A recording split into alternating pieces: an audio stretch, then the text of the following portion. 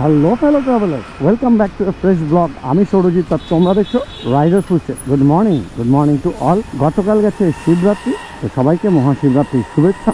আর আজ তোমাদের একটা বিশেষ জায়গায় নিয়ে যাওয়ার জন্য আমরা বেরিয়ে পড়েছি। এমনি আজকে সানডে, তো অনেকদিন কোনো সানডে রাইড হয়নি, সেই জন্যই দেখলাম অ্যাটলিস্ট আজকে সানডে রাইডটা করে আসি, তো সেই জন্যই বেরিয়েছি। আর আমরা যাচ্ছি এমন একটা শিব মন্দিরে যেটা হাওড়াতে অবস্থিত, তবে তার আগে যেটা প্রয়োজন সেটা হলো গাড়িটা পাল্টে নেওয়া। তো চলো গাড়িটা পাল্টে নিই। তো ভেরিডিস নিয়ে নিয়েছি আর বেরিয়ে পড়েছি আবার আমাদের যাত্রাপথে। আমরা যাচ্ছি হাওড়ার একটা বিশেষ শিব মন্দির। এটা এমন একটা শিব মন্দির যেখানে তোমরা সরাসরি মন্দিরের পুজোতে কিন্তু অংশগ্রহণ করতে পারো। আজকে আমাদের ফার্স্ট মিটিং পয়েন্ট ডানলক, ওখানে অরূপ আর মুনমুন আমার জন্য ওয়েট করছে। সঙ্গে আছে পুষ্টিটা। আমরা এই চারজনই আজকে যাচ্ছি। খুব বেশি দূর না, সরাসরি বালি ব্রিজ ক্রস করেই কিন্তু আমরা চলে যেতে পারবো। ম্যাক্সিমাম 15 to 20 মিনিটস হয়তো পৌঁছাতে লাগবে। বেলুর মঠের থেকে খুবই কাছাকাছি। এর আগে তোমরা দেখেছো আমরা বেলুর মঠ এসেছি। বেলুর মঠের ডিটেল ভিডিওর জন্য আই বাটনে লিঙ্ক থাকবে, সেখান থেকে কিন্তু তোমরা বেলুর মঠের ভিডিও দেখে নিতে পারো। বাট অবশ্যই এই ভিডিওটা শেষ হয়ে যাওয়ার পর, আর যারা এখনো পর্যন্ত চ্যানেলটাকে সাবস্ক্রাইব করোনি, অবশ্যই চ্যানেলটাকে কিন্তু সাবস্ক্রাইব করে দেবে, কারণ এরকম প্রচুর ট্রাভেল ভিডিও কিন্তু কনস্ট্যান্ট আসতে থাকে।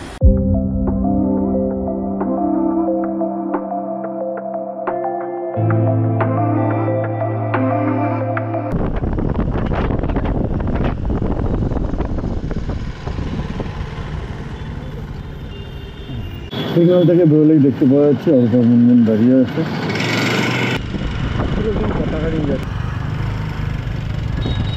সেই আমাদের ফেভারিট ব্রিজ, পাশে নিবেদিতা সেতু। নিবেদিতা সেতুতে যদি বাইক চালাতে দিত তাহলে আমার মনে হয় অনেক বেটার, অনেক বেশি ভালো লাগতো। যাই হোক, নিবেদিতা সেতুতে বাইক তো অ্যালাউ নয়। যদি অ্যালাউ থাকতো তাহলে মাঝে মধ্যে আমরা টোল দিয়েও হয়তো নিবেদিতা সেতুতেই যেতাম, কারণ আমাদের বেশ পছন্দ। কিন্তু কিছু করার নেই। অবশ্যই আমি যে জায়গাটায় যাচ্ছি সেই জায়গাটার গুগল লোকেশন কিন্তু ডেসক্রিপশনে থাকবে, তো তোমরা একটু যে কোনো দিন এখানে নিজের তরফ থেকে চলে আসতে পারো। এক্স্যাক্টলি আমাদের লেফটেই রয়েছে বেলুরের গেট, কিন্তু আমরা বেলুর তো যাবো না আজকে আপাতত। অনেকেই দেখতে পাচ্ছ যে রাস্তা দিয়ে পতাকা নিয়ে যাচ্ছে, এরা এক্স্যাক্টলি কোথায় যাচ্ছে। যারা হাওড়াতে থাকো বা এমন কেউ যারা জানো, একবার অবশ্যই কমেন্ট করে জানাবে যে এরা এক্স্যাক্টলি কোথায় যাচ্ছে।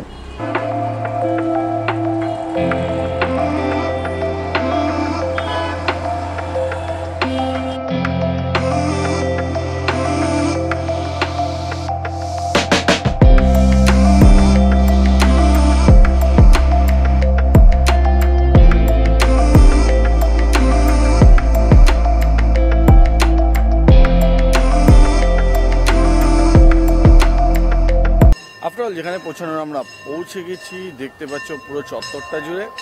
আর এই হচ্ছে এক্স্যাক্টলি পেছনের মন্দিরটা, কিছুটা লাইটের জন্য কমে গেছে। এই হলো মন্দির, এক্স্যাক্টলি ওদিকেই যাচ্ছি।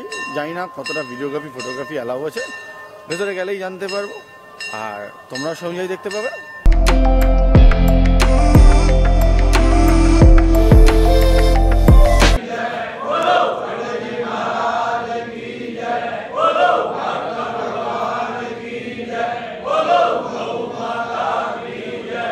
আফটারঅল মন্দিরটা কিন্তু বেশ সুন্দর। যথেষ্ট বড় জায়গা নিয়ে তৈরি, সেটা তো অবশ্যই আছে। আর লোকজনও খুব ভালো। যদি মোটামুটি 6:30টার মধ্যে এখানে এসে পৌঁছাতে পারো, যেরকম টাইমে আমরা এসে পৌঁছেছি, তাহলে কিন্তু আরতি হবে। আরতিতে নিজেরা অংশগ্রহণও করতে পারবে। অন্যান্য বড় বড় মন্দিরের মতো নয় যেখানে বেসিক্যালি আমাদের এন্ট্রি থাকে না, কিন্তু এখানে মন্দিরের আরতিতে অংশগ্রহণ করতে পারবে। গঙ্গা আরতি হবে, তাতেও অংশগ্রহণ করতে পারবে। ঘাট আছে, গঙ্গা স্নান করতে পারবে। ছেলেদের জন্য আলাদা ব্যবস্থা আছে, মেয়েদের জন্য আলাদা ব্যবস্থা আছে। আমার তো অল ওভার বেশ সুন্দর লেগেছে। অরূপরা আগেও এসেছিল, অরূপ আর সুদীপ্ত। সে সময় আমি ইদার ছিলাম না বা অন্য কোনো কারণে আসতে পারিনি। বাট আজকে এসে মনে হচ্ছে একটা জিনিস ভুল হয়েছে, বাড়ি থেকে স্নান টান করে যদি আসতাম বেটার হতো, তাহলে আমরাও পুজোতে বেশ ভালোভাবে অংশগ্রহণ করতে পারতাম। কিন্তু আমরা বেসিক্যালি সানডে রাইডের উদ্দেশ্যে সকাল চলে এসেছি, তো আমাদের নলেজ ছিল না। হোপ আমরা এর পরে অবশ্যই একবার আসবো, এসে পুজোতে অংশগ্রহণ করবো। ডেফিনেটলি পুজোতে অংশগ্রহণ করবো। এখন বিভিন্ন কারণে অরূপ এই মুহূর্তে তো পুজোতে অংশগ্রহণ করতে পারছে না, কিন্তু নেক্সট টাইম যখন আসবো হোপফুলি দুজনে একসাথেই আসবো, যে আমরা নিজেরাই পুজো দিতে পারবো। তোমরাও কিন্তু অবশ্যই আসতে পারো। গুগল লোকেশন এখানে দেওয়া থাকবে, সেই অনুযায়ী তোমরা চলে আসতে পারবে। খুব যে বেশি সময় লেগেছে তা নয়। বাইক রাখার জায়গা আছে, আমরা বাইক রেখে এসেছি। পার্কিং এর কোনো প্রয়োজন নেই, ভেতরে যথেষ্ট জায়গা আছে গাড়ি রাখার। এন্ট্রিতে কোনো প্রবলেম নেই। আশা করছি এই টাইমে নেই। যত বেলা বাড়বে কি হবে আমি বলতে পারবো না, কারণ যতদূর আমি জানি যে এর আগে যখন আমরা এই জায়গাটা এসেছিলাম রুটটাতে নো এন্ট্রি থাকে, তখন সেক্ষেত্রে নিশ্চয়ই গুগল ম্যাপ অল্টারনেটিভ রোড দেখাবে এখানে আসার জন্য। আর বাকি চলো আর একটু দেখে নি, তারপর বেরিয়ে পড়বো গাড়ি থেকে।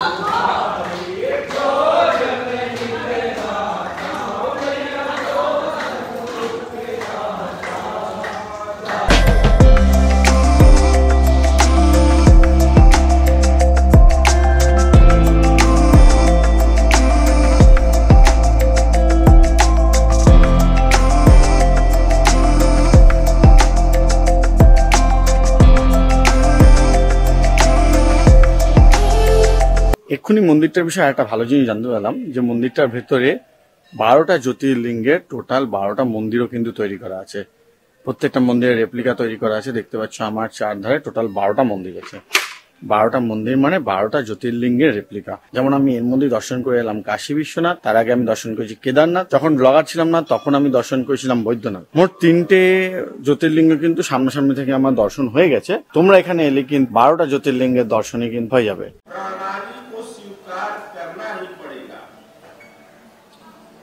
कल्याण प्राप्त के लिए भगवान ज्ञान योग एवं कर्म योग।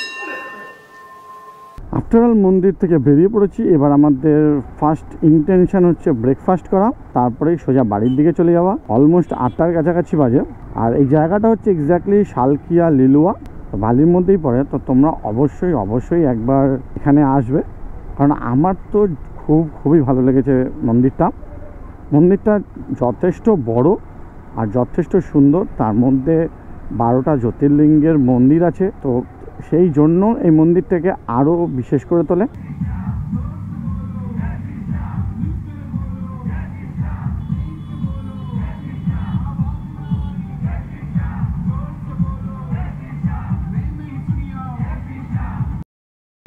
তো আফটার অল আমরা ব্রেকফাস্ট করে নিয়েছি, এবার সোজা যাচ্ছি বাড়ির পথে।